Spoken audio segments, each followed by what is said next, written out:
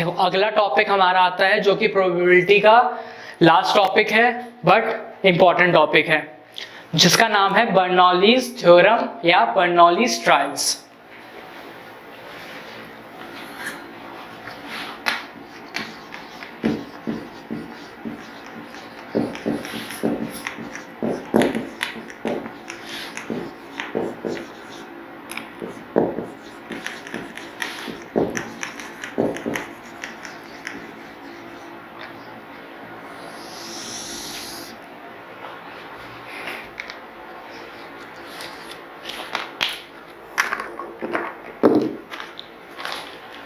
इसको binomial theorem बोलो या बाइनोमियल डिस्ट्रीब्यूशन बोलो,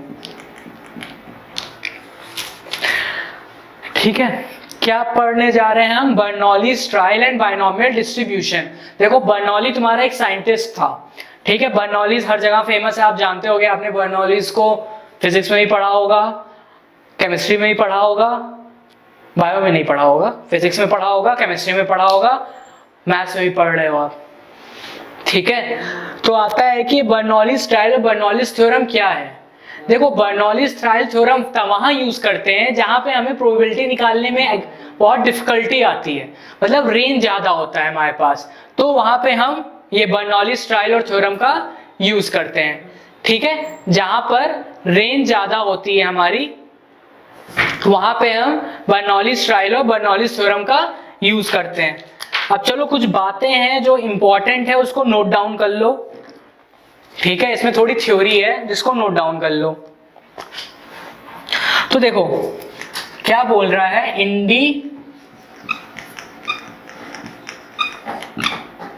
independent trials which have only two outcomes.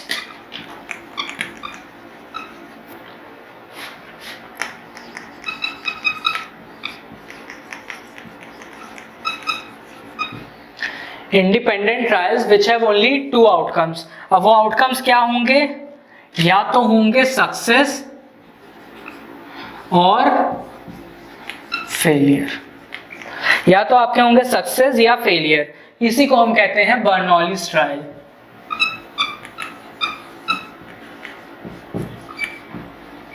Bernoulli ने कहा कि आपके पास दो ही ट्रायल होंगे, या तो आपका कोई काम सक्सेस होगा या तो वो काम फेलियर हो जाएगा। कोई तीसरा चीज होती है क्या? कोई काम आप कर रहे हो या तो उस काम में आप सक्सेस करते हो, सक्सीड होते हो, या तो फेल हो जाते हो। कोई बीच की जो चीज नहीं होती है।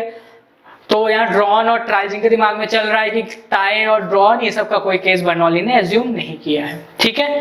तो ये सक्सेस और फेलियर्स हमारे जो होते हैं ये दो बर्नौलीज के ट्रायल्स होते हैं, ठीक। बात समझ में आ गई। अब चलो, अब आता है कंडीशन फॉर बर्नौलीज ट्रायल। कुछ कंडीशंस होती हैं हमारी बर्नौलीज ट्रायल की, उसको समझ लेते हैं।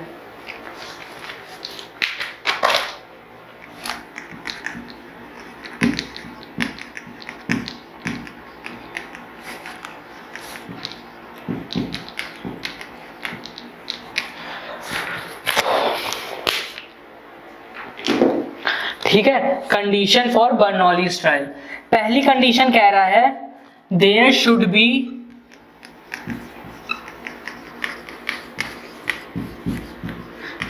Finite number of trials. बात समझ में आ रही है? पहला कह रहा है कि वहां आपके पास जो है फाइनाइट नंबर ऑफ ट्रायल्स होंगे, तभी आप बर्नौलीज के ट्रायल्स को लगा पाओगे।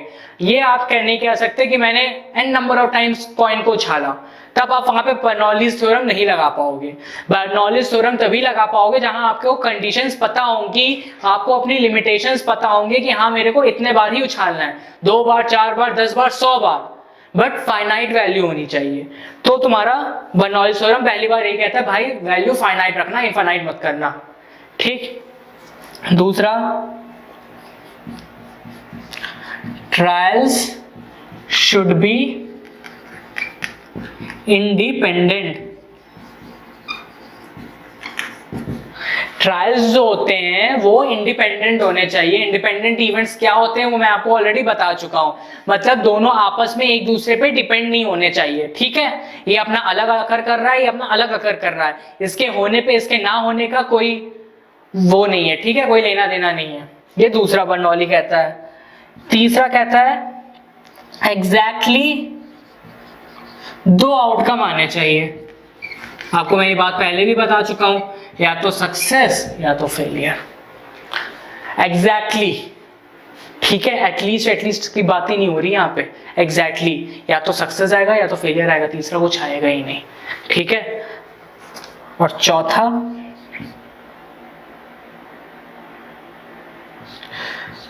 probability of success remains same in each trial। ठीक है, तो आप जितना भी ट्रायल करो, अगर सक्सेस आ रहा है तो वो सक्सेस ही आएगा। ये चौथी बात कह रहा है वो।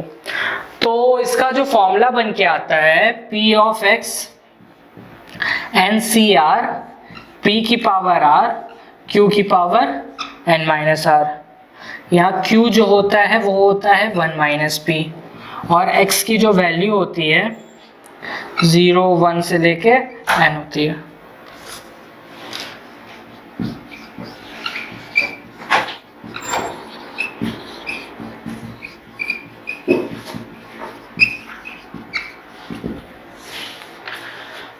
ठीक है, तो ये जो मैं लिखा हूं इतना तो आपको चार कंडीशन समझ में आ गई। ये चार कंडीशंस आपकी बर्नौलीज ट्रायल की थी। अब हम बर्नौलीज डिस्ट्रीब्यूशन में आते हैं। अगर बर्नौलीज डिस्ट्रीब्यूशन का फॉर्मूला आपसे कोई पूछे तो ये होता है आपका formula, P of x is equal to NCR P की पावर R Q की पावर n माइनस आर। अगर आपको P की वैल्यू पता है तो Q की वैल्यू आपको ऑटोमेटिकली पता है। कैसे? Q की वैल्यू जो है वो 1 माइनस P है। तो ये तुम्हारा प्रोबेबिलिटी फंक्शन किसका है?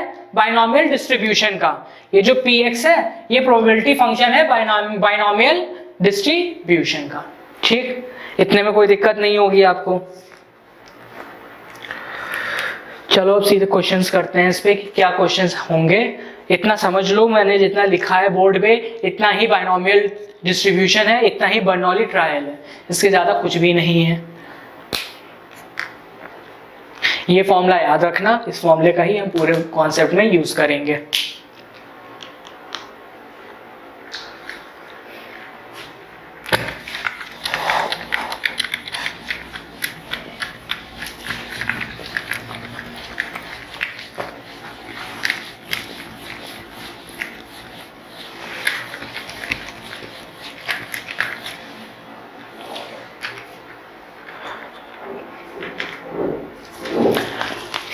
क्वेश्चन है हमारे पास,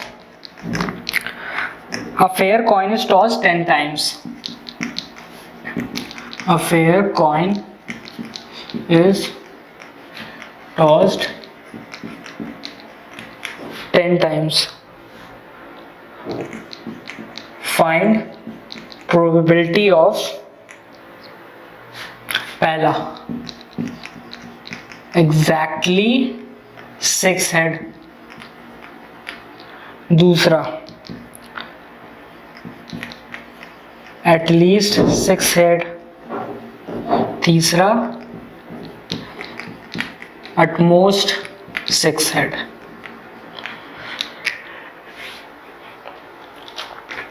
कैसे करोगे बताओ?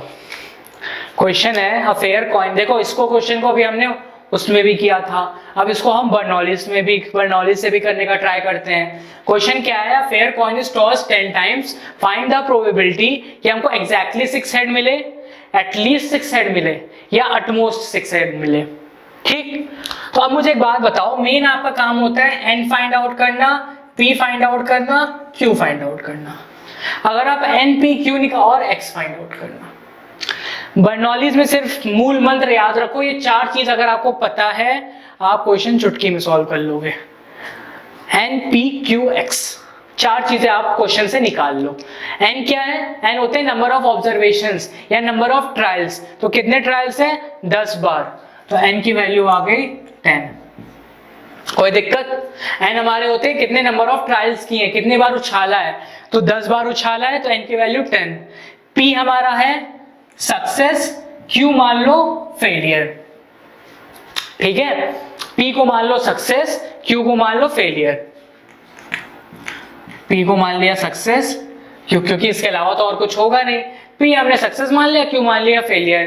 तो सक्सेस हमने मान लिया किसको, हेड आने को, फेलियर मान लिया हमने किसको, टेल आने को। ये सब तुम्हारे ऊपर है, तुम कुछ भी मान सकते हो। तुम सक्सेस को टेल मान सकते थे, मैंने सक्सेस को हेड मान लिया है, मेरी मर्जी है। ठीक है, वैसे आपकी मर्जी रहेगी। तो अगर सक्सेस है, हेड आने की प्रोबेबिलिटी कितनी होगी, 1/2। टेल आने की प्रोबेबिलिटी कितनी होगी, 1/2। तो P की वैल्यू 1/2, Q की वैल्यू 1/2। बात सही है ना, एक बार उछालो चाहे 10 बार उछालो, प्रोबेबिलिटी तो 1/2 ही रहेगी ना। और x क्या है, जो आपसे पूछा जाता है, पूछा कब है, 6 पे, तो x की वैल्यू 6। बस इतना निकाल लेने के बाद क्वेश्चन खत्म है। पहला सॉल्व कर लो, एक्जैक्टली 6 सेट मतलब P of x is equal to 6। Formula क्या होता है, NCx, P की पावर x, Q की पावर n माइनस x। तो n कितना है, 10c6, 1/2 की पावर 6, 1/2 की पावर 4। तो इसको ये भी लिख सकते हो 10c6, 1/2 की पावर 10। ठीक, दूसरा आपसे क्या पूछा है, P ऑफ एटलीस्ट 6 मतलब x of greater than equal to 6।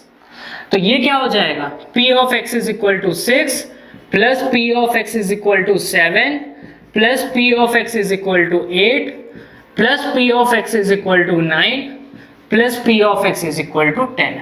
10 पे क्यों आके मैं रुक गया, क्योंकि कॉइन को 10 बार टॉस किया गया है, 10 बार कॉइन को टॉस किया गया है ना, इसलिए मैं Q पे आके 10 पे आके रुक गया। तो क्या हो जाएगा, x इज इक्वल टू 6 में क्या हो जाएगा, 10c6, 1/2 की पावर 6, 1/2 की पावर 4 प्लस 10c7, 1/2 की पावर 7, 1/2 की पावर 3, 10c8, 1/2 की पावर 8, 1/2 की पावर 2। 6 हो गया, 7 हो गया, 8 हो गया। 10c9, 1/2 की पावर 9, 1/2 प्लस 10c10, 1/2 की पावर 10। ठीक है, ये मैंने किसका निकाल लिया, ये मैंने निकाल लिया P of x greater than equal to 6। और तीसरा हमारा क्या है, तीसरा केस क्या है, P of x less than equal to 6, क्योंकि उसने एटमोस्ट 6 बोला है। तो इसमें क्या आ जाएगा, P of x is equal to 0 plus P of x is equal to 1 plus P of x is equal to 2 plus P of x is equal to 3 plus P of x is equal to 4 plus P of x is equal to 5 plus P of x is equal to 6। मतलब इसको solve कर लो, क्या हो जाएगा, 10c0, 1/2 की power 6 plus 10c1, 1/2 की power 1, 1/2 की power 9 plus 10c2, 1/2 का स्क्वायर, 1/2 की पावर 8 प्लस 10c3, 1/2 का क्यूब, 1/2 की पावर 7 प्लस 10c4, 1/2 की पावर 4, 1/2 की पावर 6 प्लस 10c5, 1/2 की पावर 5, 1/2 की पावर 5 प्लस लास्ट 10c6, 1/2 की पावर 6, 1/2 की पावर 4। देखो भाई, इतना पूरा लिखना पड़ेगा, इतनी मेहनत करनी पड़ेगी, तब आपको पूरे नंबर मिलेंगे। अब आपको ये नहीं छोड़ देना है, इसको पूरा सॉल्व करोगे। ठीक है, ये नहीं कि सर ने यहीं छोड़वा दिया तो हम भी यहीं छोड़ दें, इसको सॉल्व करो, इसको सॉल्व करो, तो जो फाइनल आंसर आएगा उसको लिखना। ठीक है, भले 1/2 की पावर में लिख दो, उतना चलता है, बट भैया ये एनसी ये जो सी की वैल्यूज कॉम्बिनेशंस बना रहे हो, इसको सॉल्व कर देना। ठीक है, तो ये आपका एक क्वेश्चन हो गया। नेक्स्ट क्वेश्चन करते हैं, इसी पे बर्नौलीज थ्योरम पे ही क्वेश्चन है कि अ पेयर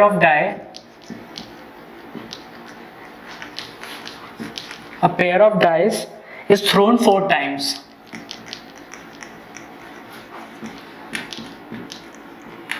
ठीक है, एक पेयर ऑफ डाई है, उसको हमने 4 बार थ्रो किया है।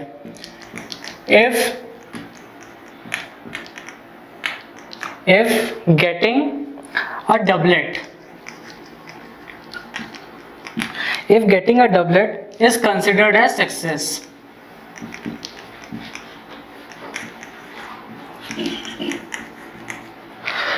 Find probability of 2 success.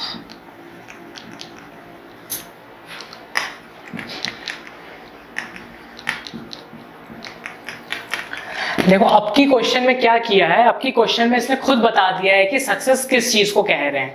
पिछले क्वेश्चन में अपने को नहीं पता था तो हमारी मर्जी थी, हमने किसी को भी सक्सेस मान लिया, किसी को भी फेलियर मान लिया। बट अब की क्वेश्चन में देखो क्या बोला है, बोला है 2 डाइस है, दोनों को उछाला गया है, 4 बार उछाला गया है, ठीक है। If getting a doublet is considered as success, अगर डबलेट आना सक्सेस है तो 2 सक्सेस आने की क्या प्रोबेबिलिटी है। फिर से मैंने आपको बोला क्या चीज आपको पता होना चाहिए, N P Q X, ये 4 चीज आपको पता होनी चाहिए। अगर ये 4 चीज आपको पता है तो प्रूफ निकाल लोगे आप। N क्या है, कितने नंबर ऑफ ऑब्जर्वेशंस आपने किए हैं, तो कितने बार डाइस को उछाला है, 4 बार उछाला है, तो N की वैल्यू 4 हो गई। P आता है हमारे डबलेट, हमारे डबलेट कितने होते हैं, ये क्वेश्चन हम ऑलरेडी देख चुके हैं डबलेट वाला।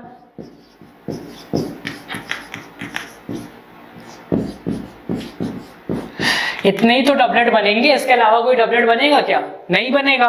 तो 1 2 3 4 5 6 फेवरेबल 6 टोटल 36, तो 1/6 आ गए हमारे सक्सेस। और सक्सेस डबलेट आना ही सक्सेस है, तो हमने P को सक्सेस मान लिया, तो P की वैल्यू आई 1/6।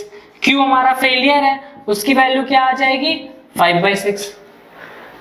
मैंने आपको बताया ना, अगर आपको P पता है तो Q आप अपने आप निकाल सकते हो, आपको सक्सेस पता है तो फेलियर अपने आप निकाल सकते हो। तो 1 2 3 4 5 6 आपके फेवरेबल, 36 आपके टोटल, तो 6/36 आपका हो गया सक्सेस का, क्योंकि सक्सेस उसने बोल दिया है, डबलेट के आने को सक्सेस बोला जा रहा है।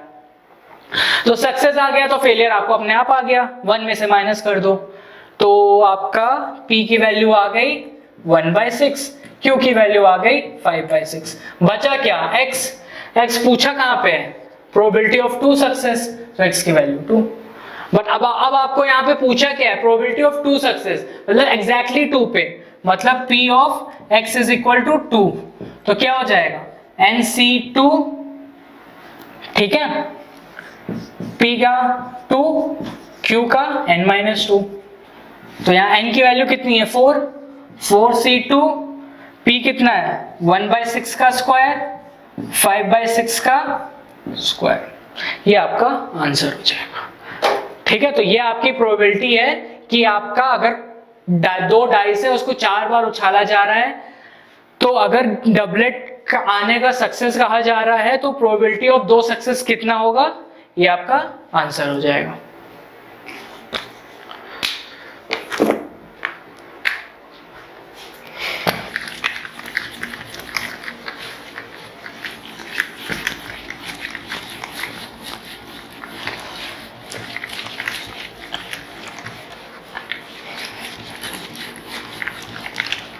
देखो जितने नंबर ऑफ क्वेश्चंस मैथ्स में ज्यादा करोगे उतना ही कॉन्फिडेंस डेवलप होगा, इसलिए मैं ज्यादा से ज्यादा क्वेश्चंस इसमें करवा रहा हूं, ताकि देखो थ्योरी कुछ नहीं है, मैथ्स में थ्योरी कुछ नहीं होती है। आपको वहां पे ये नहीं क्वेश्चन पूछा जाएगा डिफाइन बर्नौलीज थ्योरम, ये नहीं पूछा जाएगा, आपको अलग अलग तरह के क्वेश्चंस पूछे जाएंगे।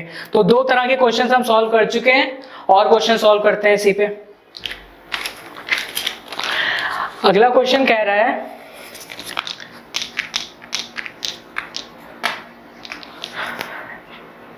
there are 5% defective items.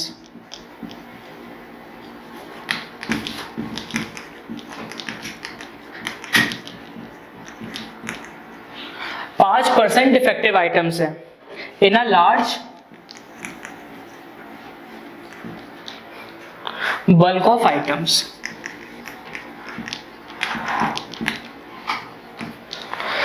What is probability that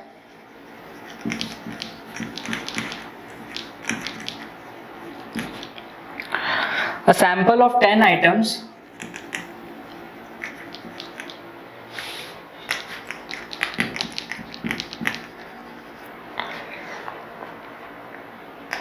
will include not more than 1 defective item?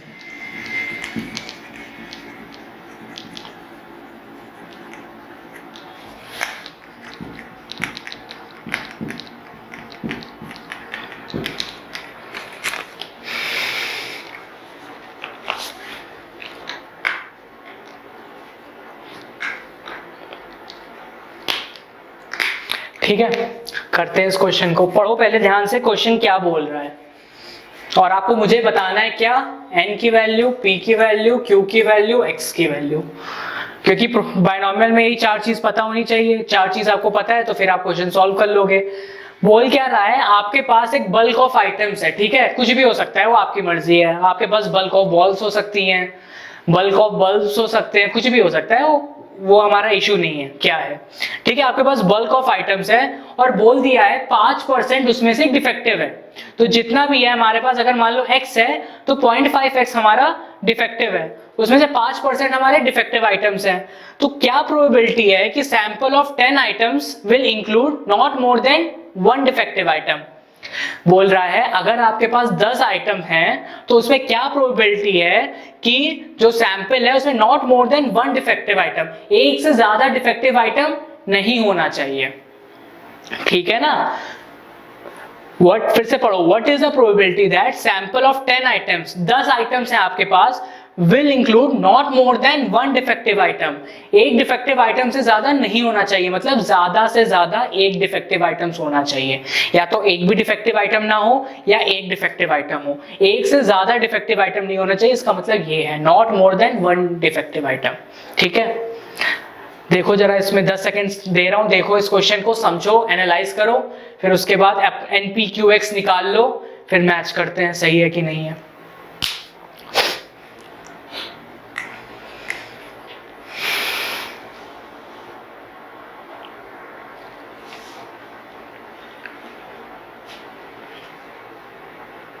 करें तो देखो, n की वैल्यू बताओ कितनी होगी, n की वैल्यू कितनी होगी, कितने आइटम्स हैं, 10 आइटम्स हैं, तो n की वैल्यू हो गई 10। p हमारा क्या है, सक्सेस। सक्सेस हम किसको मान रहे हैं, सक्सेस हम मान रहे हैं डिफेक्टिव आइटम्स को, डिफेक्टिव आइटम्स को हमने सक्सेस मान लिया। तो q हमारा क्या हो गया, नॉन डिफेक्टिव आइटम्स, Q हमारा हो गया नॉन डिफेक्टिव आइटम्स। तो सक्सेस की प्रोबेबिलिटी हम कितनी है, कितने डिफेक्टिव आइटम्स है, 5% डिफेक्टिव आइटम है, तो 5/100 हो गया P। तो Q कितना हो गया, 1 - 5/100, 95/100। इतने में तो कोई दिक्कत नहीं होगी, क्योंकि हमने सक्सेस को डिफेक्टिव आइटम्स माना। कितने परसेंट डिफेक्टिव आइटम्स है, 5, तो 5/100। कितने नॉन डिफेक्टिव आइटम्स है, तो 1 - 5/100, तो 95/100। तो P की वैल्यू हमारी कितनी आई, 5/100। Q की वैल्यू कितनी आई, 95/100। मेन बात आती है यहाँ पे x डिफाइन करना, क्योंकि थोड़ा डायरेक्टली नहीं पूछा है उसने, थोड़ा इनडायरेक्ट वे में बोला है, इसलिए क्वेश्चंस की लैंग्वेज समझ में आनी चाहिए। बोल रहे हैं नॉट मोर देन 1, मतलब कि या तो x की वैल्यू 0 हो या x की वैल्यू 1 हो, 1 से ज्यादा नहीं होनी चाहिए। या तो एक भी डिफेक्टिव आइटम ना हो या तो एक डिफेक्टिव आइटम हो। तो जब एक भी डिफेक्टिव आइटम ना हो तो x = 0, एक डिफेक्टिव आइटम हो तो x = 1। तो बस अब करना कुछ नहीं है, इसको सॉल्व कर लो। फॉर्मूला क्या हो जाएगा, 10C0, 5/100 की पावर 0, 95/100 की पावर 10, प्लस 10C1, 5/100 की पावर 1, 95/100 की पावर 9। ये हमारा सॉल्यूशन है इसका।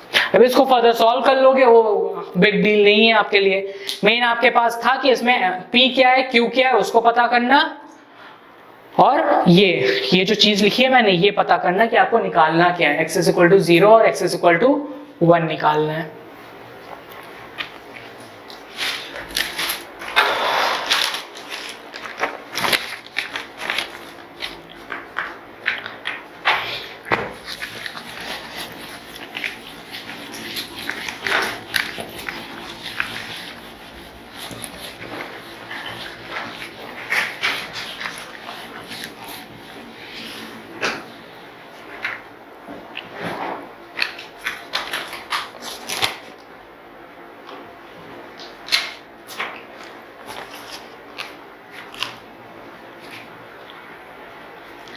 स्टार्ट है।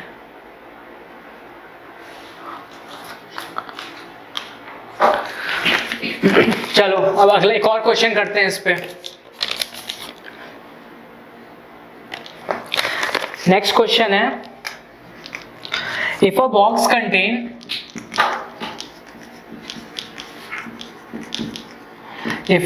contain 100 bulbs, 100 बल्ब्स हैं हमारे पास, ठीक है, बॉक्स कंटेन 100 बल्ब्स, जिसमें से 10 आर डिफेक्टिव, 10 उसमें से डिफेक्टिव है। The probability that out of the sample of 5 bulbs, out of the sample of 5 bulbs, none is defective. आपको इस क्वेश्चन में ऑप्शंस भी दिए हैं। पहला है 10 की पावर -1, बी ऑप्शन है 1/2 की पावर 5, सी ऑप्शन है 9/10 की पावर 5, डी ऑप्शन है 9/10।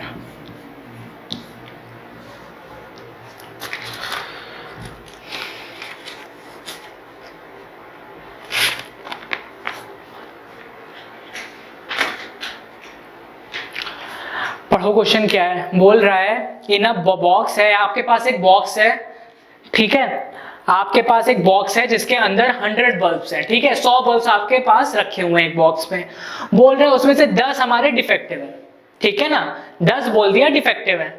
तो प्रोबेबिलिटी क्या होगी out of the sample of 5 bulbs कि एक भी डिफेक्टिव ना हो, ठीक है, सैंपल ऑफ 5 बल्ब्स में से एक भी डिफेक्टिव ना हो, इसकी प्रोबेबिलिटी आपसे पूछ रहा है। तो यहाँ पे फिर वही बात आती है, मैं जो बोल रहा हूं, NPQX। Take your 10 seconds and find out what will be the value of NPQX.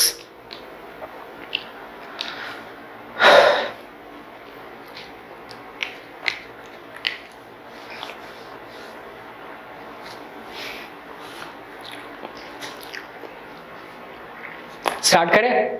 n की वैल्यू कितनी है, सैंपल कितने हैं, 5 बल्ब्स हैं, n की वैल्यू आ गई 5। p हमारे कितने डिफेक्टिव है, क्योंकि हमारी डिफेक्टिव की बात हो रही है, तो कितने डिफेक्टिव है, 10 आउट ऑफ 100। तो p की वैल्यू कितनी हो गई, 10/100 ही तो हो गई, है ना। डिफेक्टिव बल्ब होने की प्रोबेबिलिटी p है, 10 डिफेक्टिव है कितने में से, 100 बल्ब में से, तो ये आया 1/10। q क्या बचा, q क्या हो जाएगा बताओ, ये कितना आया 1/10, q हो जाएगा 1 - 1/10, q हो गया 9/10, q हो गया 9/10। x क्या होगा, मेन यहाँ पे हमेशा खेल आता है x का, x क्या होगा, बोला है नन इज डिफेक्टिव, एक भी डिफेक्टिव ना हो, तो x की वैल्यू 0, ठीक है, क्योंकि नन इज डिफेक्टिव, एक भी डिफेक्टिव ना हो, तो मतलब p of x is equal to 0 पूछा है, तो 5c 0, 1/10 की पावर 0, 9/10 की पावर 5, 5c 0 1 होता है, किसी की पावर 0 भी 1 होता है, और 9/10 की पावर 5, तो इसका सॉल्यूशन क्या है, 9/10 की पावर 5, हमारा ये ऑप्शन सही हो जाएगा, ठीक है। तो इस तरह से इस क्वेश्चन को हमने सॉल्व कर लिया है। मेन आपका NPQX निकालना आपको आना चाहिए।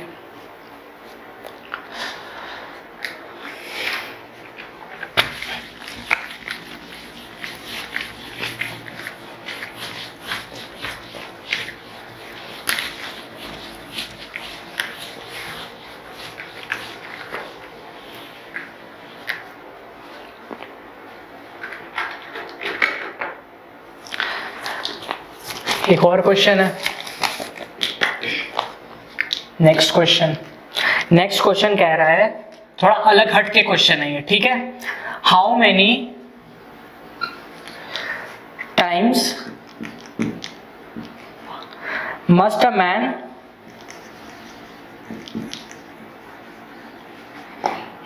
टॉस अ फेयर कॉइन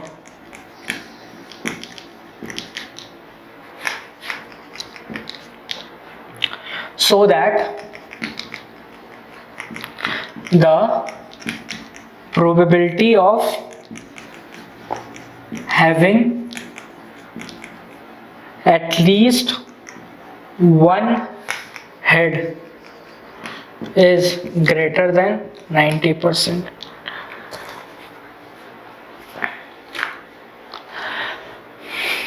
थोड़ा अलग हट के दिख रहा है ये क्वेश्चन? अब तक जितने हमने क्वेश्चंस किए हैं उससे थोड़ा ये डिफरेंट क्वेश्चन है, क्योंकि अब की क्या है, अब तक क्या हो रहा था, आपको n गिवन था, p गिवन था, q गिवन था, x गिवन था, आपको प्रोबेबिलिटी निकालनी थी। अब की आपको प्रोबेबिलिटी देके आपसे n पूछ रहा है, ठीक है? तो हम सारे केसेस कवर करेंगे, यहाँ पे कोई केस छूटेगा नहीं। हर जितने तरह के क्वेश्चंस बोर्ड के एग्जाम में बन सकते हैं, हर तरह के क्वेश्चंस कवर कर रहा हूं। तो एक इस तरह का भी क्वेश्चन है जिसमें आपको आपकी नंबर ऑफ ऑब्जर्वेशंस पूछ लिया है आपको प्रोबेबिलिटी देके। तो चलो करते हैं। एटलीस्ट वन, तो मतलब P of at least one head, इसकी वैल्यू ग्रेटर देन 90/100 है, इतने में कोई डाउट? अब एटलीस्ट वन हेड को मतलब क्या हुआ, इसका मतलब तो ये हुआ ना P of x greater than equal to 1, greater than equal to 0।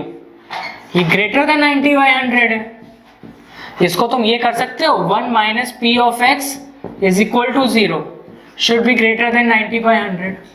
जरा देखो मैं सही लिख रहा हूं कि गलत लिखा है मैंने, बताओ जरा देख के। लिख सकता हूं ऐसे कि नहीं लिख सकता हूं, बस इतने बताओ, लिख सकता हूं कि नहीं लिख सकता हूं?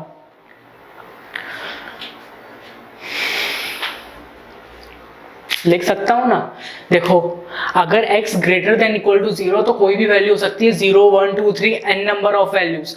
अपना काम आसान कर लिया, टोटल में से x इक्वल टू 0 वाला माइनस कर दो, तभी तो x ग्रेटर देन 0 आएगा।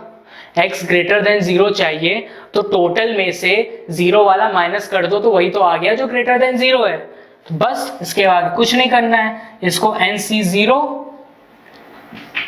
p की पावर 0 q की power n should be greater than 90/100, है ना? इतने में तो कोई दिक्कत होगी नहीं आप लोगों को, ठीक है? चलो ठीक है, अब एक काम करते हैं, इधर सॉल्व करते हैं। 1 में से इसको ये कर सकते हो, 1 minus 9/10 should be greater then, nc0 की वैल्यू तो 1 होती है, ग्रेटर देन 1/2 की पावर n। ठीक, इसका एलसीएम ले लो, 10 minus 9 1/10 should be greater then 1/2 की पावर n। चेक करो इतने में कि कोई दिक्कत है कि नहीं है। इसको तुम ये भी लिख सकते हो, 0.5 शुड बी ग्रेटर देन 1/2 की पावर n, बात वही है, sorry 0.1 should be greater then 1/2 की पावर n। देखो क्वेश्चन को समझो किस तरह से इसको अप्रोच करना है, किस तरह से इसको आगे बढ़ना है। इसने एटलीस्ट वन हेड बोला था तो x greater then 0, x greater then 0 को 1 माइनस x इक्वल टू 0। अब इसके बाद क्या किया है ये खुद से दिमाग लगाओ कि मैं इसके बाद क्या कर रहा हूं। मैं बोल दूंगा आपको तुरंत समझ में आ जाएगा, बट उसके बाद आप खुद अपना 2 मिनट दो, 10-15 सेकेंड्स लो, एनालाइज करो इस चीज को कि मैंने जो लिखा है वो सही लिखा है कि गलत लिखा है।